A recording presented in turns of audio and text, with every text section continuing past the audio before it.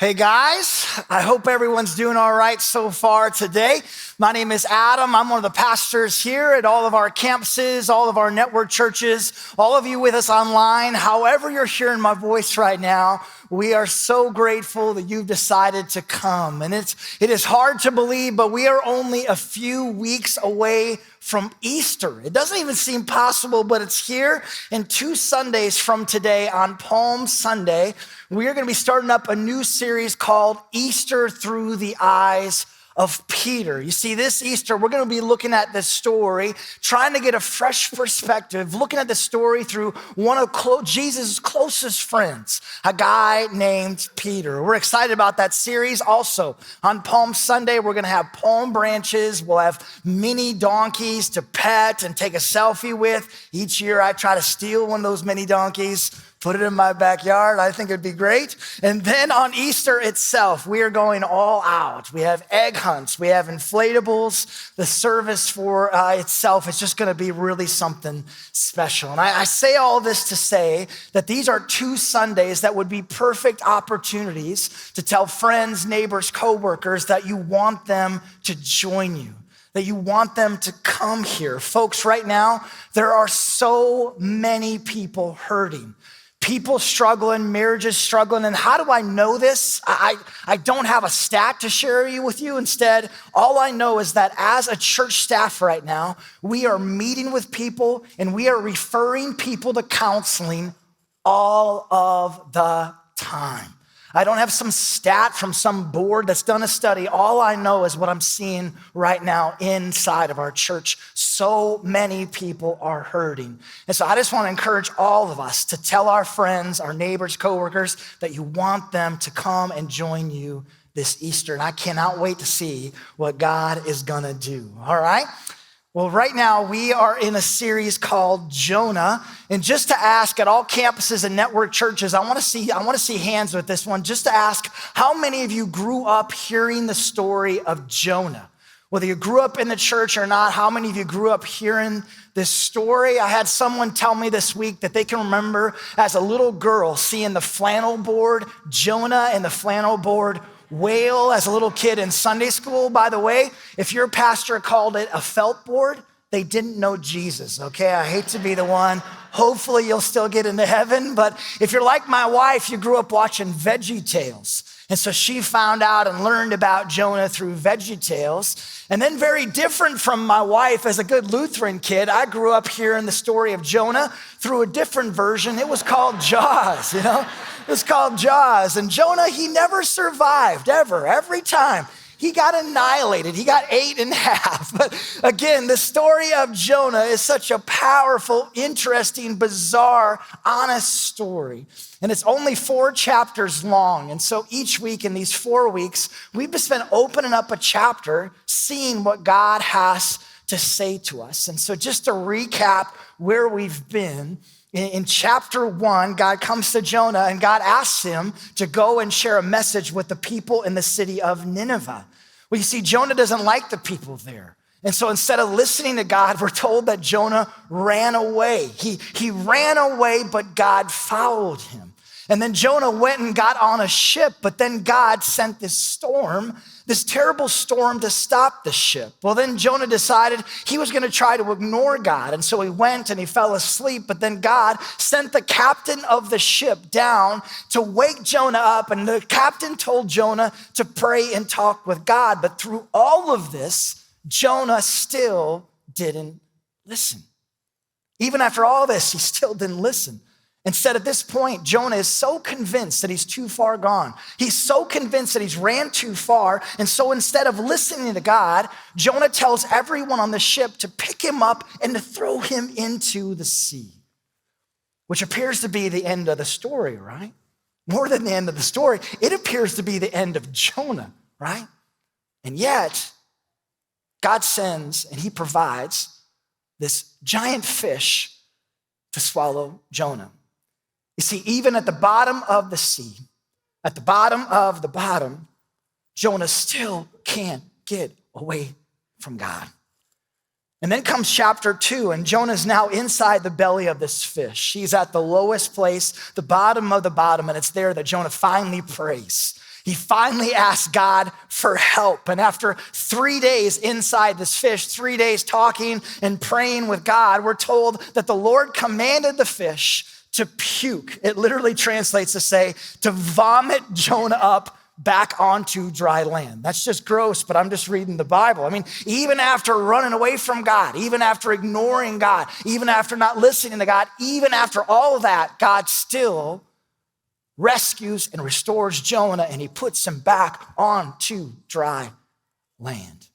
And so picking up our story in chapter 3, I want to invite you, if you have a blue copy of Jonah, you can open it up at this time. If you don't have a blue copy of Jonah, believe it or not, Jonah is in every single Bible that's ever been created. And so just go, if you have a physical Bible, open it up. If you don't have a physical Bible, download the Bible app on your phone right now. That's such a powerful tool just to have always with you. And so starting in Jonah chapter 3, verse 1, here is what we are told. Then the word of the Lord came to Jonah a second time. Go to the great city of Nineveh and proclaim to it the message I give you. Now, if you've been reading through Jonah, or if you've been here the last couple of weeks, this should sound very, very familiar. Why? Because God basically says the same exact thing to Jonah back in chapter 1. He tells Jonah to go to the city of Nineveh and to share this message, but now God comes to him a second time. Not one time, a second time. I mean, the first time Jonah tried to run away in the opposite direction. The first time Jonah got on a ship. The first time Jonah tried to ignore God. The first time Jonah got so low that he asked to be thrown into the sea. Thankfully, though, God came to him a second time. Just to ask the question, has anyone here not listened to God the first time and you needed God to come to you a second time? Anybody? Like God clearly spoke to you and yet you didn't listen and you needed a second time. The first time God asked you to take a step of faith, to apply for a job, to help someone, to tell someone about Jesus. The first time God told you to stay right where you were, and yet you didn't listen, and you needed God to come to you a second time. Or maybe you made a promise to the people around you and also to God. You promised to stop hiding. You promised to stop lying. You promised to make a change in your life. You promised this and you promised that, and yet you didn't follow through, and you needed God to come to you a second time. I just got to ask again, does anybody here needed a second time? Thankfully, our God, he doesn't just come to us a second time. Instead, if needed, he'll come a third time and a fourth time and a fifth time and a sixth time. Our God is forever faithful, even when we are faithless. Don't believe the lie that you only get one time with God. Don't believe the lie that you only get one chance, one opportunity. God, he came to Jonah a second time, and I promise he'll do the same exact thing for you. So God comes to Jonah again a second time. And this time, listen how Jonah responds. Jonah obeyed the word of the Lord. Again, I'm going to say that again. Jonah obeyed the word of the Lord and went to Nineveh. So God comes to Jonah a second time, and this time, what does Jonah do? He obeyed God. He actually did what God told him to do. I mean, to be really, really clear, Jonah actually did it. He didn't just think about it. He didn't just say it. He physically got up and he went to Nineveh. I want to make sure that we see this. In chapter 2, last week, Jonah talked with God and he cried out to God and he asked for God's help, which is fantastic. But this is one giant step further. Now Jonah obeyed him. He didn't just listen or talk. Instead, he did it. More than words and fuzzy feelings, Jonah obeyed. He obeyed God. Just to help us with this, there's a big difference between talking with God versus obeying him.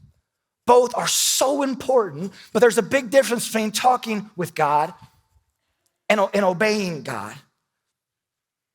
Just to say it, so many of us have talked with God before, and yet we haven't began the journey when it comes to this obeying God thing. I mean, so often you and I, we talk with God and we cry out to God and we come to church and we feel emotional and we sing and we post a Bible verse on Instagram and we say we're a Christian and we tell God we're sorry. But again, there's a big difference between talking with God and obeying him. You and I, we like to talk with God. But so often it feels like the moment that God wants to start changing things, like what we do in our private lives, what we do on a Friday night, what we do in our relationships, what we do with our career, in our money, in our decisions, in our words, then we're out. It's like, God, I love listening to you, and I even like talking with you, gold star, right? But I'm not really sure I'm into this whole obeying thing. Or we go through a rock bottom moment in life, one of those inside the belly of a fish moments, and we cry out to him and we beg him to show up and we start following him. And yet the moment that our lives begin to get back to normal, the moment our lives begin to turn for the good, it's like, God, this has been awesome, but I think I'm out. Thank you so much, God. If I'm inside the belly of a fish again, I'll make sure that I cry out a little bit faster next time. But when it comes to the whole obeying you thing, peace out. Jonah didn't just talk with God, he obeyed him. For the record, you're going to find this out next week, he still didn't want to go. He wasn't now excited about going to Nineveh. He didn't want to go, and yet he did so anyways. Sometimes obeying God means doing things that we really don't want to do. Sometimes obeying God means doing things that we wouldn't choose on our own. It means doing things that we think are crazy. It means doing things that don't make any sense to us. It means doing things that if I was in charge, I would never do it that way. Again, there's a difference between talking with God and obeying him. Continuing on though. Again, Jonah obeyed the word of the Lord and went to Nineveh. Now Nineveh was a very large city. It took 3 days to go through it.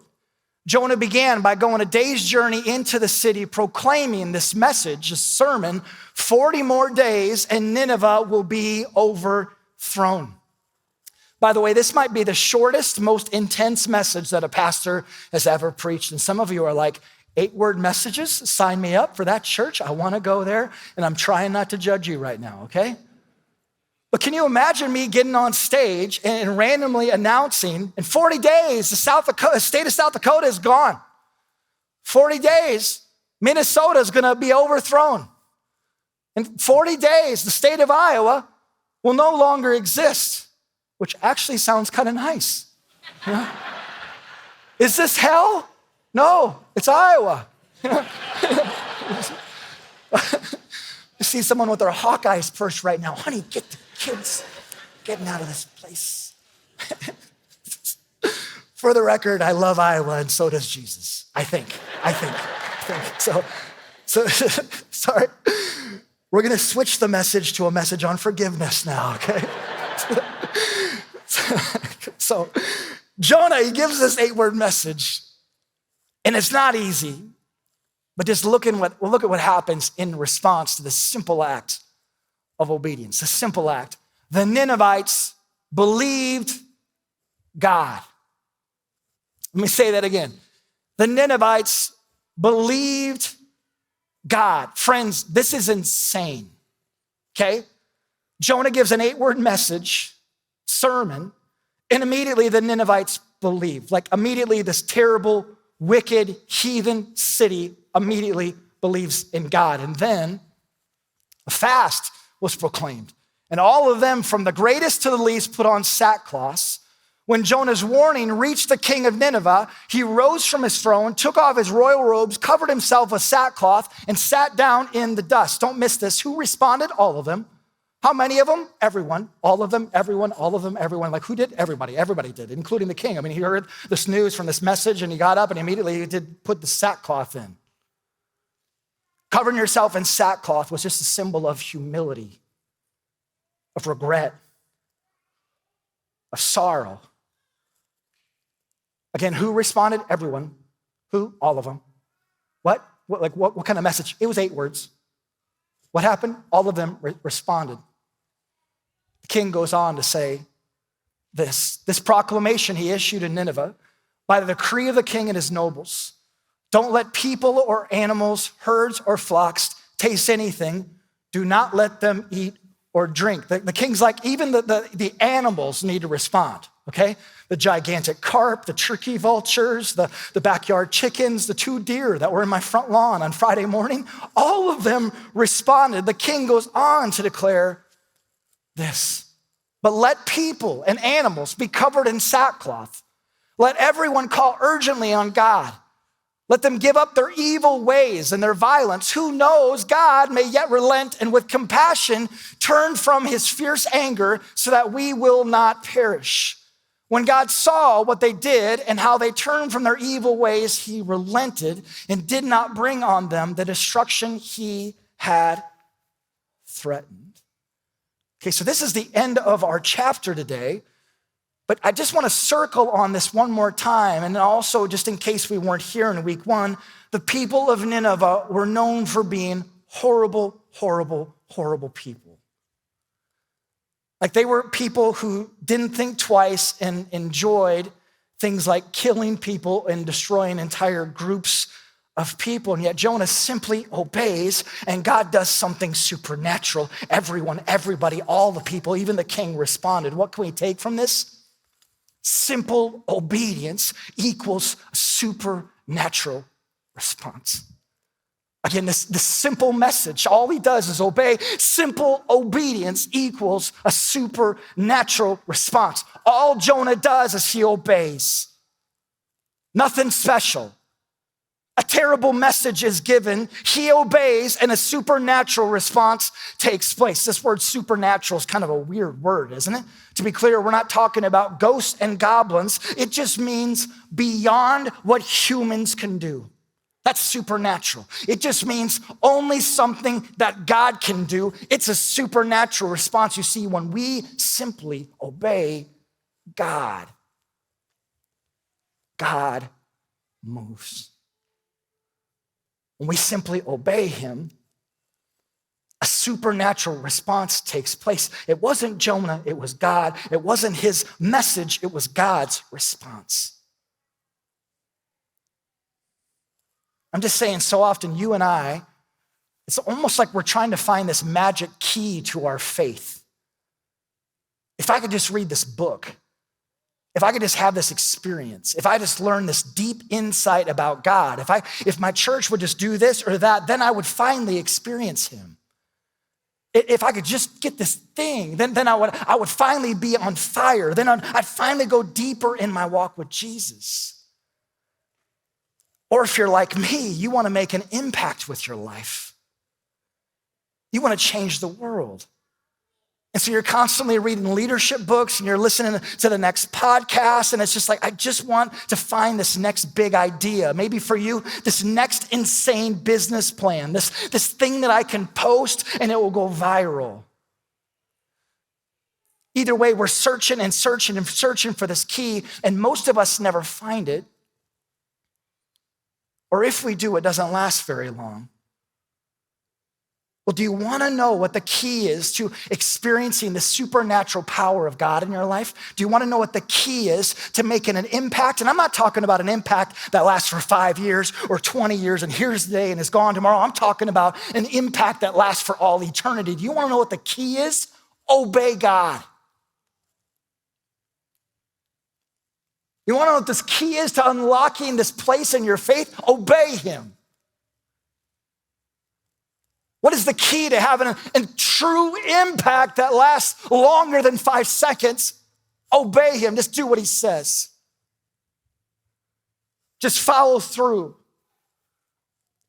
Simple obedience equals a supernatural response. I'm just saying, if we want to unlock this in our lives, obey God. Just do what he says. Listen to him. Follow through. More than just talking with him, obey him. And not just when it feels good, not just when it seems right to you. At all times, obey him. And when we do, a supernatural response takes place. I just want to ask, is there something that God's been asking you to do, but for whatever reason, you just haven't obeyed him yet? Not the person with you. I'm talking to you and I'm talking to me. Is there something that God has been asking you to do, but for whatever reason you haven't obeyed him yet? Like there's this nudge that God has been asking you to follow through with, this thing that God's been telling you to do, or maybe there's something that's been laid out crystal clear in his word, and yet for some reason you're like, well, I'm not really sure if that's still true. I don't really know how I feel about that. Is there a step of faith that God's been asking you to take? Is there a change that he's been asking you to make? I'm just saying, Jonah's simple obedience changed an entire city. What could your obedience do? This simple act, it wasn't easy, it was brutal. The simple act changed an entire city. If you began to obey God, how would it change you? If you began to obey him, how would it change your marriage and your kids? And so much bigger than your kids. You're like, Adam, what's bigger than your kids? Your kids is kids. How would it change this church? How would it change the network churches? How would it change the block that you live on? How about your workplace? How about this city? Just think about what your simple obedience could do. And so back to that question, is there something that God has been asking you to do, but for whatever reason, you just haven't obeyed him yet? Simple obedience results in a supernatural response. Today, it is Baptism Sunday, and maybe one of the things that God has been asking you to do is to take this step in baptism. Like today, maybe right now, as I'm talking, you're hearing my voice, you're just like, it's me. It's me. You're just like, I just know that God is nudging me right now, or maybe God's been nudging you for some time, and every time Baptism Sunday comes up, you just squirm in your chair and you're like, Pastor, please talk about money even. Talk about anything else except baptism. And God's just like, today's the day. Today's the day to take this step. Earlier this week, I had a young mom come up to me and she was crying and she said, I'm signed up to get baptized on Sunday. But as soon as I signed up, I began to just think to myself, I'm still a work in progress and I'm not there yet. And so I asked her why she's getting baptized, and she said, without skipping a beat, she said, because God is so clearly at work in my life and I see him changing me, but I'm not there yet. I'm still a work in progress. And I said, I just want to cut you off. That first part of what you said, that sounds like a really good reason to get baptized. And she's like, I know that God's been working in my life, but I just like, I'm not there yet. And I worry that I'm going to be fake. And I'm like, I don't want to cut you off again. That's really rude. That first part, that sounds like the exact reason that a person should get baptized. You see, baptism is an outward sign of something taking place in the heart. And it symbolizes that God has forgiven us. It symbolizes that we want to follow Jesus. It symbolizes that we want to change and we're taking steps towards Jesus. It symbolizes the person that we used to be without God. We don't want to be that person anymore. Baptism doesn't symbolize you've shown up and you're a perfect angel. It doesn't symbolize that you've arrived and you know all the answers and you got it all figured out. If that's the case, I can't be here anymore. Instead, it's just a simple invitation to obey. Jesus says, come and follow me. And then as a symbol of you following me, as a symbol of the work that I'm doing inside of you, I just encourage you to get baptized. And so today, to close out our services at all campuses, we're gonna be doing some baptisms. At the start of this day, we already had over 60 people signed up to get baptized. Can we put it up at all campuses for the people?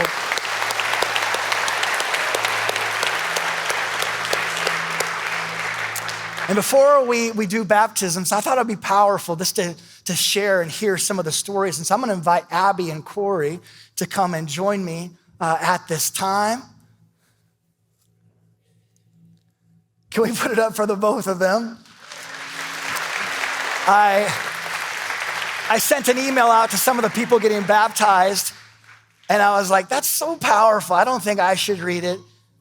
And so I reached out and I was like, hey guys, you guys are all excited. You guys want to come stand on stage? And they're like, no, but no, if you'd just be willing to share just individually why you're getting baptized today. Abby, I'll let you go first. And again, I'm just honored that you'd share it with us. All right, I'm gonna try not to shake through this. Growing up, my parents did the things they were supposed to do. We went to church on Sundays, church group on Wednesdays. We prayed before bedtime, and God was always talked about in our household. I just never felt that true connection with God. I didn't understand what was being preached to us. I felt I needed to fit a certain mold to fit into a church, and I didn't have any interest in doing so. I have always believed that there is a heaven and a hell, and that God is amongst us, but I was lost. After going through a lot of dark times in my early 20s, an eating disorder and being a victim of a bank robbery, where I ended up meeting my husband, I started to feel like I needed more. I realized I was missing out on living through Christ. When I found out I was pregnant with our daughter, I had so many thoughts about what kind of mother I wanted to be. I knew I wanted to be the best example for our daughter. Ever since then, I have been taking steps in my faith and attending church through Embrace. I have felt a better connection with the Lord in the last 2 years than I ever have. I feel the Lord with us. I spend time daily talking to God, and I feel so loved. Embrace and Pastor Adam have made me feel at home. I want to be baptized to grow with Christ and commit myself to follow him. I want to celebrate my faith.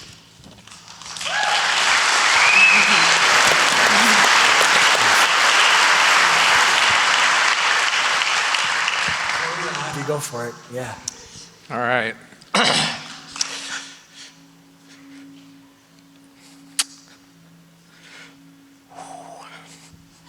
So, I believe I've been a follower of Jesus all my life.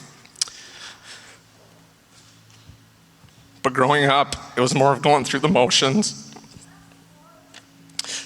I started coming to Embrace about 10 years ago, and something really felt different. The messages really spoke directly to me, whether it was Adam, Brian, all the pastors. My life was great, work was great,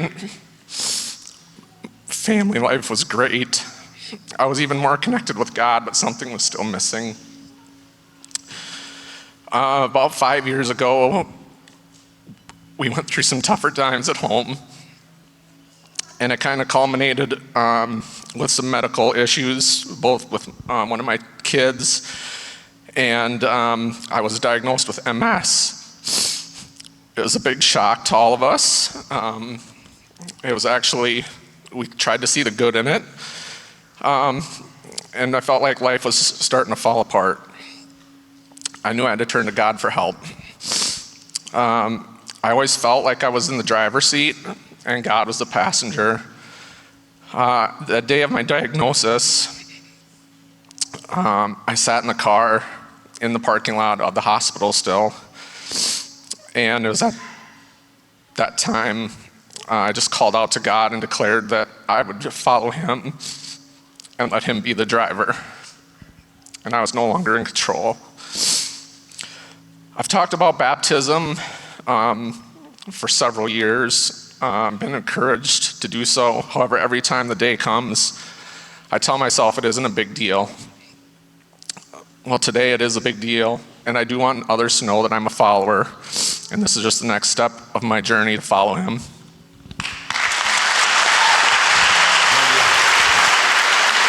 Thank God for you. Thank you both. Thank you both. Today, I just want to say, that's amazing. Today, I just want to say, if you're here and even if you had no intent of getting baptized, but you just know God's nudging you, I want to encourage you to take that step, to step towards him.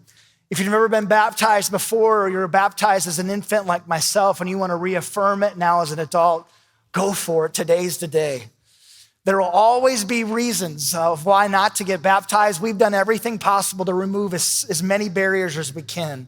And so from now to the end of this service, at any point, if you're like, it's me, it's my time, God's been asking me to take this step, at any point to stand up, you go to the back of the room. We have volunteers out in the entryway.